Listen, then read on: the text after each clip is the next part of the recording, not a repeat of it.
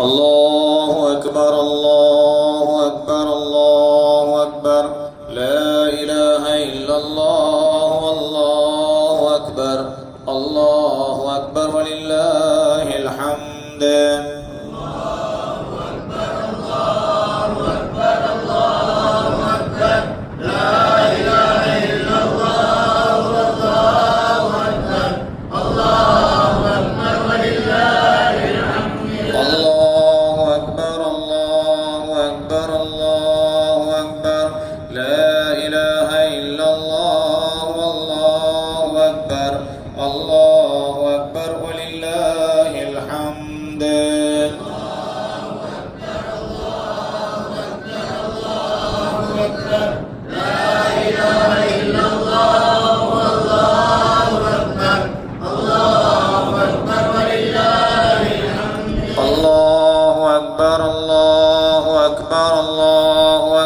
كبيرا والحمد لله كثيرا وسبحان الله وبحمده بكرة وأصيلا لا إله إلا الله ولا نعبد إلا إياه مخلصين له الدين ولو كره الكافرون لا إله إلا الله وحده وصدق وعدا ونصر عبدا وعز جندا وهزم الأحزاب وحدا لا إله إلا الله والله أكبر الله أكبر ولله الحمد الله أكبر الله أكبر الله أكبر لا إله إلا الله والله أكبر الله أكبر ولله الحمد.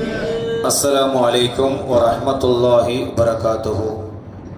حمدا وشكرا لك يا رحمن صلاة وسلاما عليك يا سيد بني عدنان وعلى آلك وصحابك الذين هم نجوم سماء الهداية والعرفان أما بعد.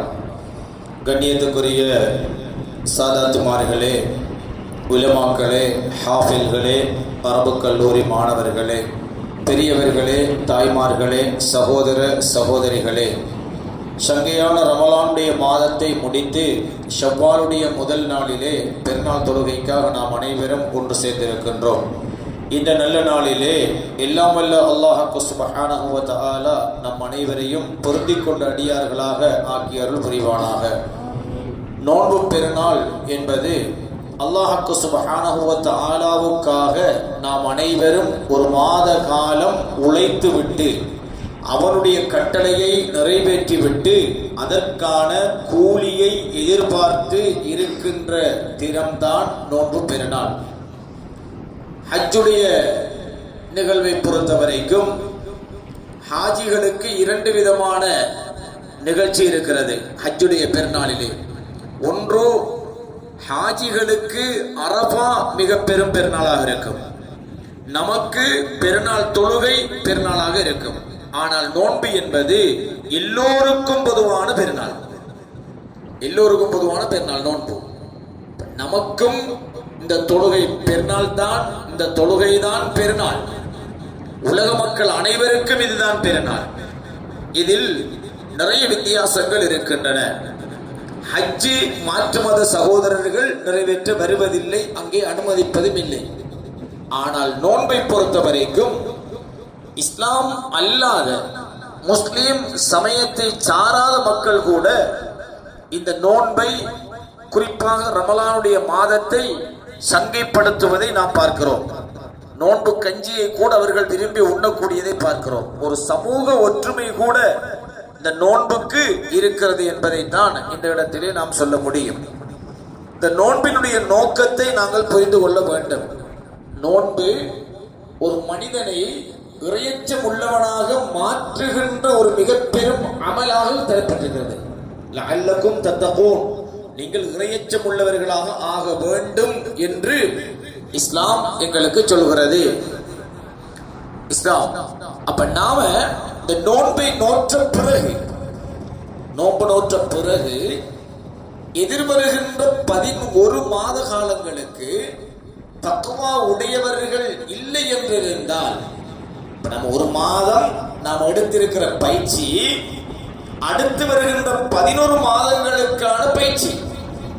இந்த நோன்பினுடைய பயிற்சி எதிர்வருகின்ற 11 மாதங்களுக்கு இறையச்சம் உள்ளவர்களாக நம்மை வாழ வைக்கவில்லை என்றால் நாம் எடுத்த பயிற்சியில பிழை இருக்கின்ற அர்த்தம். நம்ம எடுத்திருக்கின்ற அந்த பயிற்சியில தவறு இருக்கிறது என்று அர்த்தம். அப்படித்தானே ஒருவன் வாகனம் ஓட்டுவதற்கு பழகிவிட்டு ஓடி அவன் பிழையான ஒரு விபரீதத்திலே முடிகிறான் என்றால் அங்கே என்ன இருக்கிறது, அதை நாங்கள் புரிந்து கொள்ள வேண்டும். ஆக நாம் அனைவரும் கட்டாயமாக இந்த ரமலானில் எடுக்க வேண்டிய முதலாவது பெருநாளில் முதலாவது எடுக்க வேண்டிய தீர்மானம் என்னவென்று கேட்டால், ரமலான் என்கிற ஒரு மாதத்திற்கான முற்றுப்புள்ளியாக முடிவுரையாக பெருநாள் இருக்கக்கூடாது. மாறாக இந்த ரமலானுக்கு பின்னரான 11 மாதங்களுக்கான மொத்தமான ஒரு பயிற்சியாக இருக்க வேண்டும்.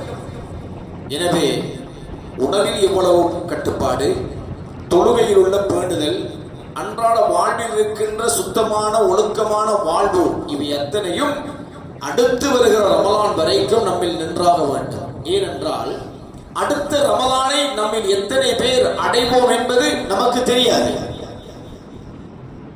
அதை நாங்கள் புரிந்து கொள்ள வேண்டும். அல்லாஹ் சுப்ஹானஹு வ தஆலா குர்ஆனில் கத் அஃப்லஹ மன் தஸக்கா, சுத்தம் அடைஞ்சவன் ஜெயமடைஞ்சான். வதக்கர ரஸ்ம ரப்பிஹி, தன்னுடைய ரப்புடைய திருநாமத்தை திக்ர் செய்தவன் ஜெயமடைந்தான். ஃபஸல்லா, தொழுதவன் ஜெயமடைந்தான். 3 அம்சங்களை சொல்லுகிறான். கத் அஃப்லஹ மன் தஸக்கா வதக்கர ரஸ்ம ரப்பிஹி ஃபஸல்லா, சுத்தமடைந்தவன் ஜெயமடைந்தான், இறைவனை திக்ர் செய்தவன் ஜெயமடைந்தான், தொழுதவன் ஜெயமடைந்தான். இதை தஃசீருடைய சில அறிஞர்கள் கத் அஃப்லஹ மன் தஸக்கா, ஜகாத்துல் ஃபித்ர் என்கிற அந்த கடமையை நிறைவேற்றியவன் ஜெயமடைந்தான். வதக்கர ரஸ்ம ரப்பிஹி, தக்பீர் சொன்னவன் ஜெயமடைந்தான். ஃபஸல்லா, பெருநாள் தொழுகையை தொழுதவன் ஜெயமடைந்தான் என்று இந்த ஆயத்துக்கு விளக்கம் சொல்கிறார்கள். அப்ப நாம ஜகாத்துல் ஃபித்ர் கொடுத்திருக்கிறோம், என்ன செய்யறோம், திக்ருகளை ஓதி தக்பீரை ஓதி இருக்கிறோம், சொல்லி இருக்கிறோம், தொழுது இருக்கிறோம் அல்ல தொழ போகிறோம் என்றால் அந்த 3 கடமைகளையும் அல்லாஹ் எப்படி சொல்ற, கத் அஃப்லஹ, நீ ஜெயித்து விட்டாய், நீ வெற்றி அடைந்து விட்டாய். அல்லாஹ் தஆலா மலக்குகளுக்கு சொல்கிறான், பெருநாளுடைய தினத்தில் என் அடியார்கள் ஒரு மாத காலம் அமல்களை செஞ்சிட்டு கூலியை எதிர்பார்த்து காத்துக்கிட்டு இருக்கிறாக, நீங்கள் அவர்களுக்கு சோபனம் கூறுங்கள், அனைவருடைய பாவங்களும் மன்னிக்கப்பட்டவர்களாக எழுந்து செல்லுமாறு அவர்களுக்கு சோபனம் கூறுங்கள் என்று அல்லாஹ் தஆலா மலக்குகளை இந்த பெருநாளுடைய தினத்திலே இந்த மண்ணுக்கு இறக்கி வைக்கின்றார். அப்படியான அல்லாஹ்வுடைய அருள் எல்லாமே பாவங்கள் மன்னிக்கப்பட்டு அருள் புரியப்பட்டு அந்த ரமலான் மாசம் வந்தாலே உடல்ல ஒரு மாற்றம், எண்ணத்துல ஒரு மாற்றம், இரவு நேரங்களில் ஒரு வகையான சிந்தனை, பகல் பொழுதுல ஒரு வகையான பக்தி மயம், எல்லாம் அந்த மாதம் வந்துவிட்டது என்று நினைத்தாலே மனித மனங்கள் மாறிவிடுகின்றன, தக்குவாவை அடைந்து விடுகின்றன. நோன்பு நோக்காதவனுக்கு கூட ஒரு வேடவத்தன் ஒரு மாற்று சகோதரர் இருக்கலாம், அல்லது முஸ்லீமா இருக்கிறவர்கள் ஒரு நோயாளியா இருக்கலாம், ஒரு பிரயாணியா இருக்கலாம், அல்லது அவன் நோம்பு பிடிக்கிறதுக்கு வசதினா இருந்து நோம்பு பிடிக்காத திருமணம் இருக்கலாம். அப்படி இருந்தால் அவனுக்கு கூட ரமலான் என்கிற மாதத்தில் ஒரு தவறை வெளிப்படையாக செய்வதற்கு மனம் கூசும். ஏன்? அந்த மாதத்தினுடைய புனிதம் அப்படிப்பட்டது. எனவே இந்த சங்கையான மாதத்திலே நாம் அனைவரும் ரமலானை முடித்து அல்லாஹ்விடத்திலே கூலியை எதிர்பார்த்திருக்கிறோம். இந்த நாள்ல கேட்க வேண்டிய ஒரு முக்கியமான விஷயம் இருக்குது. என்னண்டா, அல்லாஹ் தஆலா குர்ஆன்ல சொல்லுகிறான், அல் ஹஜ்ஜு அஷ்ஹுருன் மஅலூமாத். ஹஜ் என்பது அறியப்பட்ட சில மாதங்கள் தயாராகி செய்கின்ற கடமையாகும். அறியப்பட்ட சில மாதங்கள். இந்த அறியப்பட்ட சில மாதம் என்ன தெரியுமா? ஷவ்வால், ஸுல்கஅதா, ஸுல்ஹஜ் என்கிற 3 மாசங்கள். இந்த 3 மாதங்கள் ஒரு அடியான் ஹஜ்ஜுக்காக தன்னை தயார்படுத்த வேண்டிய மாதங்கள். இப்ப நோம்பு முடிஞ்ச அடுத்து என்ன? ஹஜ் தானே. அந்த ஷவ்வால்ங்கிற ஸுல்கஅதா துல்ஹஜ்ங்கிற 3 மாசத்தினுடைய முதல் நாள் இன்றைய நாள் தான், பெருநாள் தான். ஷவ்வல் மாசத்தினுடைய தலைப்பறை. அப்ப இந்த மலக்குகள், கோடிக்கணக்கான மலக்குகள் இறங்குகிற இந்த நாளிலே, இந்த நேரத்திலே அல்லாஹ்விடத்தில் நாம உள்ளம் உருகி அல்லாஹும்ம ரஸுக்னா ஹஜ்ஜ பைத்திகல் ஹராம் வ ஸியாரத ரௌலத்தி நபியினா முஹம்மதின் ஸல்லல்லாஹு அலைஹி வஸல்லம் قبل موتنا عدة مرات يا ارحم الراحمين. இறைவா, என் மௌத்துக்கு முன்னால் பல தடவைகள் உன்னுடைய கஅபா என்கிற ஆலயத்தை ஹஜ்ஜுடைய உம்ராவுடைய கடமைக்காக வந்து கடமையை நிறைவேற்றக்கூடிய பாக்கியத்தை எங்களுக்கு நசீபாக்கி விடுவாயாக என்று நாங்கள் பிரார்த்தனை செய்தால் அல்லாஹ் சுப்ஹானஹு வ தஆலா நம்முடைய பிரார்த்தனையை ஏற்றுக்கொள்வார். ஹஜ்ஜுடைய ஜியாரத்துடைய மட்டுமல்ல, உம்ராவுடைய பாக்கியத்தை கூட கேட்க முடியும் என்று பாருங்கள். உலகளாவிய ரீதியிலே ஏற்படுகின்ற யுத்தங்களும் சண்டைகளும் அடிபுடிகளும் சச்சரவுகளும் எதிர்காலத்திலே மனிதன் ஹஜ்ஜுக்கு செல்ல முடியுமா? தூர இடங்களில் இருந்து ஹஜ்ஜுக்கு செல்ல முடியுமா? விமானங்கள் இருக்குமா? விமான நிலையங்கள் இருக்குமா? வெளிநாட்டவர்கள் ஹஜ்ஜுக்கு வருவதற்கு அனுமதி கொடுக்கப்படுமா என்கிற ஒரு இக்கட்டான சூழலை இன்று உலகம் அடைந்திருக்கிறது. காசை வச்சுக்கிட்டு வார வருஷம் போவோம், இல்லாட்டி அடுத்த வருஷம் போவோம், இல்லாட்டி அதுக்கு அடுத்த வருஷம் போவோம் நினைச்சாக்கள் நிலைமைக்கே பாவம். இப்படி இருந்து கொஞ்சம் பேர் ஹஜ்ஜுக்கே போகலே இல்லாம மொத்தம் போயிட்டாங்க. ஏன்னா போவோம்னு நினைச்சுக்கிட்டு கிட்ட, உம்ராவுக்கு போவோம்னு நினைச்சுக்கிட்டு கிட்ட அவங்களுக்கு நோய் வாய்ப்பட்டு பார்த்து வந்து அவங்க அப்படியே போயிட்டாங்க. அப்ப அவங்களால அது முடியல. எனவே இந்த நல்ல நாளிலே நாம் கேட்க வேண்டிய துஆக்களில் ஒன்று, யா அல்லாஹ், எங்களுக்கு புனித ஹஜ்ஜுடைய பாக்கியத்தை தருவாயாக, உம்ராவுடைய பாக்கியத்தை தருவாயாக. நபிகள் நாயகம் ஸல்லல்லாஹு அலைஹி வஸல்லம் அன்னவருடைய ரௌலா ஷரீஃப் ஜியாரத்துக்கு போகின்ற பாக்கியத்தை தருவாயாக என்கிற பிரார்த்தனையையும் நாம் அனைவரும் கேட்க வேண்டும் என்கின்ற இந்த சிந்தனையையும் உங்கள் அனைவருக்கும் கூறிக்கொண்டு, எல்லாம் வல்ல அல்லாஹ் சுப்ஹானஹு வ தஆலா நாம் நோற்ற நோன்புகளையும் தொழுத தொழுகைகளையும் கொடுத்த கர்மங்களையும் ஓதிய ஓதல்களையும் செய்த திக்ருகளையும் ஓதிய ஸலவாத்துக்களையும் இதர வணக்க வழிபாடுகளையும் எல்லாம் வல்ல அல்லாஹ் சுப்ஹானஹு வ தஆலா நம் அனைவரில் என்றும் ஏற்றுக்கொள்வானாக. ஆமீன் யா ரப்பல் ஆலமீன். வல்ஹம்துலில்லாஹி ரப்பில் ஆலமீன். வஸ்ஸலாமு அலைக்கும் வரஹ்மத்துல்லாஹி வபரகாத்துஹு.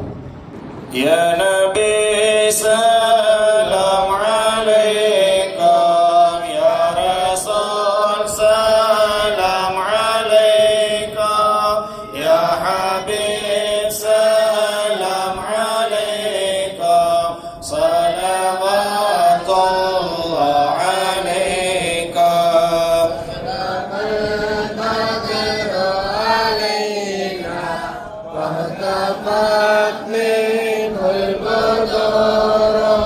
مثل حسنك ما رأينا قد يا وجه السرور. أنت شمس، أنت بدر، أنت نور فوق نور. أنت إكسير وعالي، أنت مصباح الصدور. يا حبيبي يا محمد، يا عروس الخافقين، يا مؤيد يا ممجد، يا إمام القبلتين. من رأى وجهك يسعد، يا كريم الوالدين. قولك الشافي المبارك يرضنا يوم النشور. أنت غفار الخطايا والذنوب الموبقات.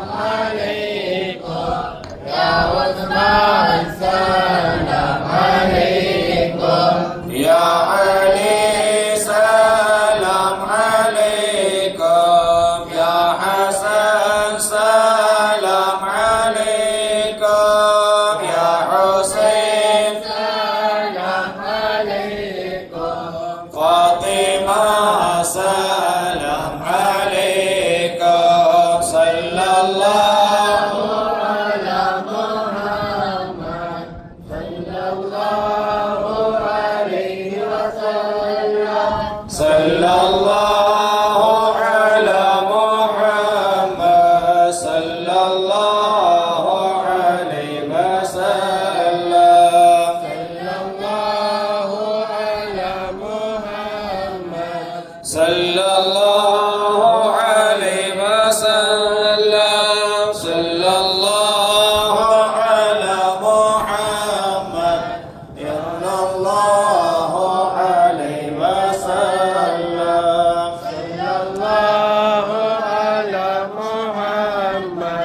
sallallahu alaihi wasallam sallallahu ala Muhammad sallallahu alaihi wasallam sallallahu ala Muhammad sallallahu alaihi wasallam sallallahu ala Muhammad sallallahu alaihi wasallam sallallahu ala Muhammad sallallahu alaihi wasallam sallallahu ala Muhammad sallallahu alaihi wasallam sallallahu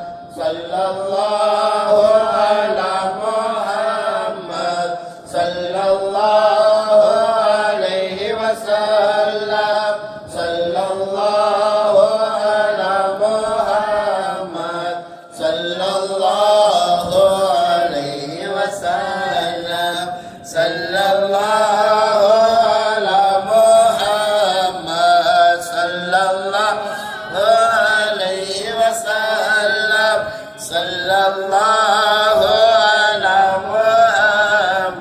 Muhammad sallallahu alaihi wasallam sallallahu ala Muhammad sallallahu alaihi wasallam sallallahu ala Muhammad sallallahu alaihi wasallam sallallahu